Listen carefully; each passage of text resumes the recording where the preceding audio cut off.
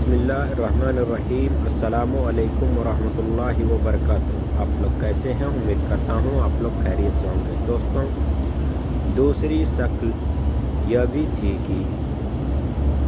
وہ کہتا میں اس دنیا کو کسی کی پیدا ہوئی نہیں مانتا، اور سورج تو مستقل خدا خود دیوتا ہے، اس کے اختیار میں خود بخود کچھ، مگر اس نے یہ بھی اس لیے نہ کہا کہ اگر وہ ایسا کہتا تو حضرت ابراہیم علیہ السلام کا وہی اعتراض سامنے آ جاتا جو انہوں نے سب کے سامنے سورج کے رب ہونے کی خلاف اٹھایا تھا کہ اگر وہ رب ہے تو عبادت کرنے والوں اور پجاریوں سے زیادہ اس معبود اور دیوتا میں تبدیلیاں اور فنا کے اثرات کیوں موجود ہیں؟ رب کو فنا اور تبدیل سے کیا واسطہ ہے، اور کیا اس کی قدرت میں یہ ہے کہ اگر وہ چاہے تو مقرر وقت سے پہلے یا بعد نکلے یا ڈوب جائے؟ تیسری شکل یہ بھی تھی کہ حضرت ابراہیم علیہ السلام کے چیلنج کو قبول کر لیتا اور مغرب سے نکل کر دکھا دیتا، مگر نمرود چونکہ ان تینوں شکلوں میں سے کسی شکل میں جواب نہیں دینے کی قدرت نہ رکھتا، اسی لیے پریشان اور لاجواب ہو جانے کے علاوہ اس کے پاس کوئی دوسرا راستہ نہیں بچا۔ غرض حضرت ابراہیم علیہ السلام سب سے پہلے اپنے والد ازر سے اسلام کے سلسلے کی بات کہی، حق کا پیغام سنایا اور سیدھا راستہ دکھلایا۔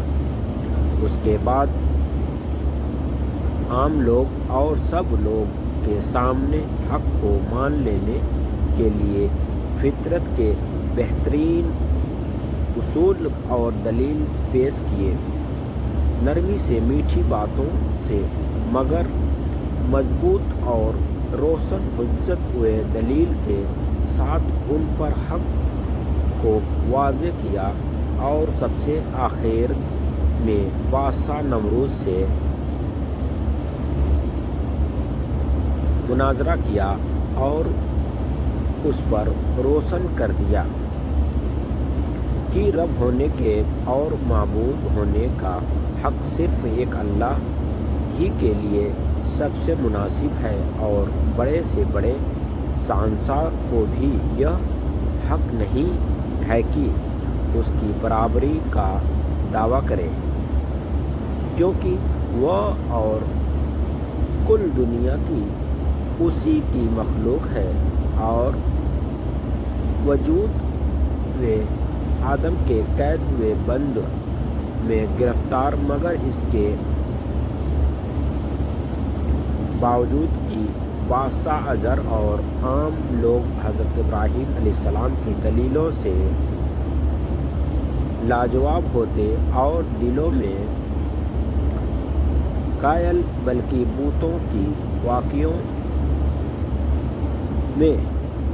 تو زبان سے اقرار کرنا پڑا کہ حضرت ابراہیم علیہ السلام جو کچھ کہتا وہی حق ہے اور صحیح و درست، پھر بھی ان میں سے کسی نے سیدھے راستے کو نہ اپنایا اور حق قبول کرنے سے بچتے رہے۔ اور اتنا ہی نہیں بلکہ اس کے خلاف اپنی ندامت اور ذلت سے متاثر ہو کر بہت زیادہ غیظ و غضب میں آ گئے، اور بادشاہ سے رعایا تک سب نے ایک ہو کر فیصلہ کر لیا کہ دیوتاؤں کی توہین اور باپ دادا کے دین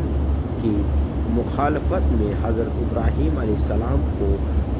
دیکھتی آگ میں جلا دینا چاہیے، کیونکہ ایسے سخت مجرم کی سزا ہی یہی ہوتی اور دیوتاؤں کو حقیر سمجھنے کا بدلہ اسی طرح لیا جا سکتا ہے۔ اس مرحلے پر پہنچ کر حضرت ابراہیم علیہ السلام کی جدوجہد کا معاملہ کھلا ہو گیا اور اب دلیلوں کی طاقت کے مقابلے میں مادی طاقت میں سطاوت نے مظاہرہ کیا۔ باپ اس کا دشمن، لوگ اس کے مخالف اور وقت کا بادشاہ اسے پریشان کرنے کو تیار، ایک ہستی اور چاروں اور مخالفت کی آواز، دشمنی کے نعرے اور نفرت و حقارت کے ساتھ کا بدلہ، خوفناک سزا کے ارادے۔ ایسے وقت میں اس کی مدد کون کرے اور اس کی حمایت کا سامان کیسے جوٹے؟ مگر حضرت ابراہیم علیہ السلام کو نہ اس کی پرواہ تھی اور نہ اس کا وہ اسی طرح بے خوف و خطر اور معاملت کرنے والوں کی غلط فہمی سے بے نیاز حق کے اعلان میں مست اور رشد و ہدایت کی دعوت میں لگے ہوئے تھے۔ البتہ ایسے نازک وقت میں جب تمام مادی سہارے ختم، دنیاوی اسباب ناپید اور حمایت و نصرت کے ذریعے اسباب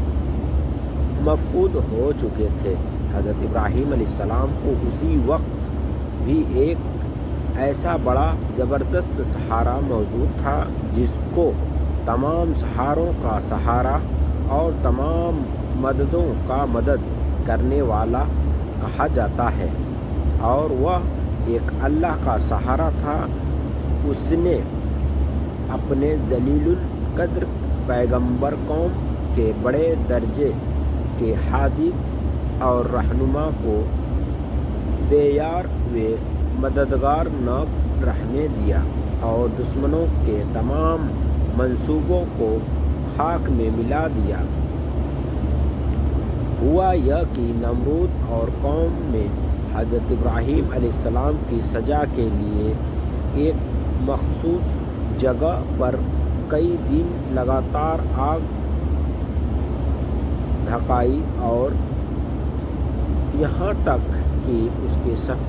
شعلوں سے آس پاس چیزوں تک جھلسنے لگی۔ جب اس طرح بادشاہ اور قوم کو پورا اطمینان ہو گیا کہ اب حضرت ابراہیم علیہ السلام کے اس سے بچ نکلنے کی کوئی شکل باقی نہیں رہی، تب ایک گپھن میں حضرت ابراہیم علیہ السلام کو بٹھا کر دھکتی ہوئی آگ میں پھینک دیا گیا۔ اس وقت آگ میں جلنے کی تاثیر بخشنے والے اللہ نے آگ کو حکم دیا کہ وہ حضرت ابراہیم علیہ السلام پر اپنے جلانے کا اثر نہ کرے۔ ناری ہوتے ہوئے اور آگ کے عناصر کا مجموع ہوتے ہوئے بھی اس کے حق میں سلامتی کے ساتھ شرط پڑ جائے۔ آگ اسی وقت حضرت ابراہیم علیہ السلام کے حق میں بردن و سلام بن گئی اور دشمن کو کسی قسم کا نقصان نہ پہنچ سکے اور حضرت ابراہیم علیہ السلام دھکتی آگ میں سالم و محفوظ دشمنوں کے نرگے سے نکل گئے۔ مختصر یہ کہ بدبخت قوم کے کچھ نہ سنا اور کسی بھی رشد و ہدایت کا قبول نہ کیا، اور حضرت ابراہیم علیہ السلام کی بیوی حضرت سارہ اور اس کے برادرزاد حضرت لوط علیہ السلام کے علاوہ کوئی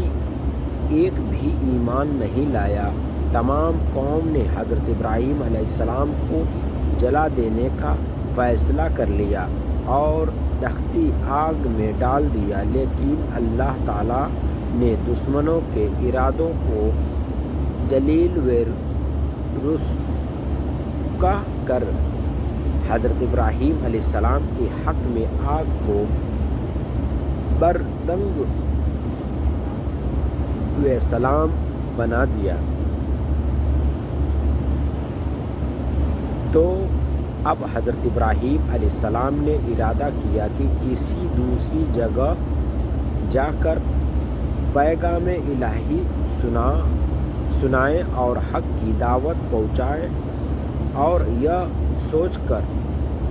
فدان آرام سے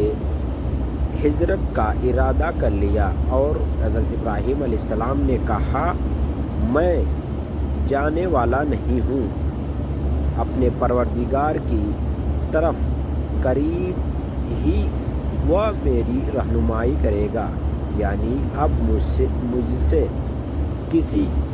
ایسی آبادی میں ہجرت کر کے چلا جانا چاہیے جہاں اللہ کی آواز حق